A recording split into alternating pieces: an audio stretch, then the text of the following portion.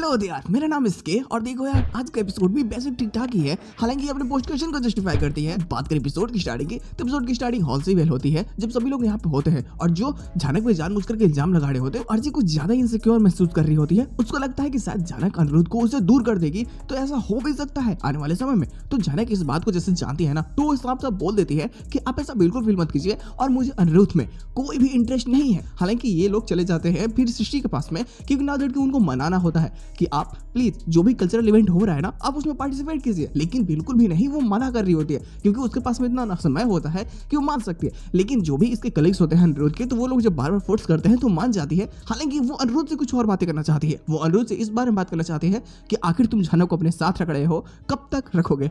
क्या वो शादी के बाद भी रहेगी?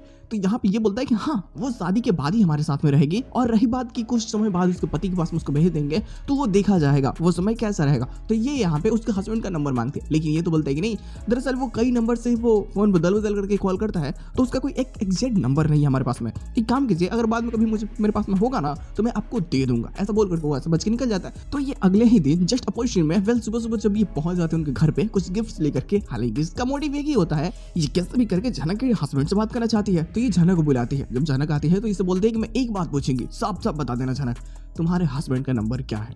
अब नंबर जानक खुद नहीं देती, क्योंकि अनिरुद्ध ने आकर के उसको एक नंबर दिया होता है कि तुम ये नंबर दे देना जब सभी लोग मांगे तो। लेकिन वो बोलते हैं कि देखिए वो नंबर अनिरुद्ध जी के पास में है। तो अनिरुद्ध बोलता है कि अरे यार, मैंने तो दिया था तुम्हें, अब फिर मुझे बोलते हाँ मेरे पास में है। तो फिर शिशु बोलती है अरे तुम्हारे पास में, जब हमने पूछा तुम्हें घर पे तो तुमने बोला था कि तुम्हारे पास नहीं है, फिर आखिर कैसे? तो बोलता है कि नहीं दरअसल फिर सुबह उसने फोन किया था, ऐसे करके बहाना बना देता है और उनको नंबर दे देता है। हालांकि इसके साथ एपिसोड की एंडिंग कर दी जाती है। लेकिन जो इसका एंड पोस्ट क्रेडिट है ना, वो कल्चरल इवेंट में जो भी चीजें होने वाली है, जैसे जानक को पार्टिसिपेट उसमें करवाने वाला है, इन सभी चीजों के बारे में पता चलती है।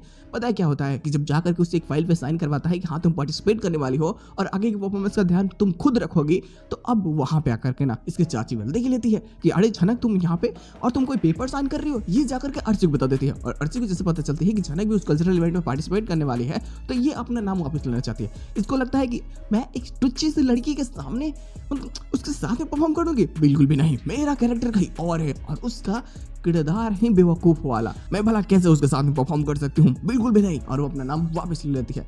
लेकिन अनिरुद्ध को दोनों को कन्विंस करना सच में काफी मुश्किल होगा और काफी प्रॉब्लम्स भी क्रिएट करने वाला, तो सच में काफी बेहतरीन भी हो सकता है।